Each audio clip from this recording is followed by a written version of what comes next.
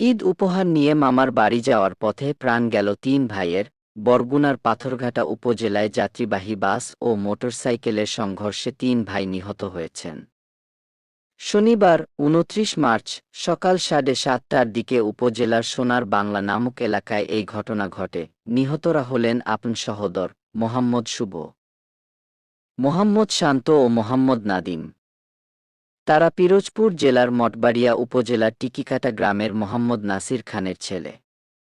Police ও প্রত্যক্ষদর্শী সূত্রে জানা গেছে, নিহতরা মোটরসাইকেল যোগে মঠবাড়িয়া থেকে ঈদ উপহার নিয়ে পাথরঘাটার কেরাতপুরে মামার বাড়িতে যাচ্ছিলেন।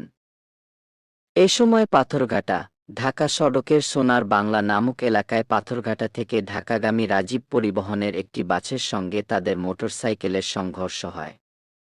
এতে ঘটনাস্থলেই এই তিন ভাই নিহত হন।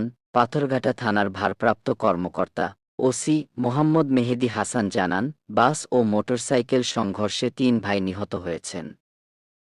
ঘটনাস্থলে গিয়ে বাসটি জব্দ করা হয়েছে। এ ব্যাপারে আইনগত ব্যবস্থা প্রক্রিয়াধীন রয়েছে। মাথার মগজ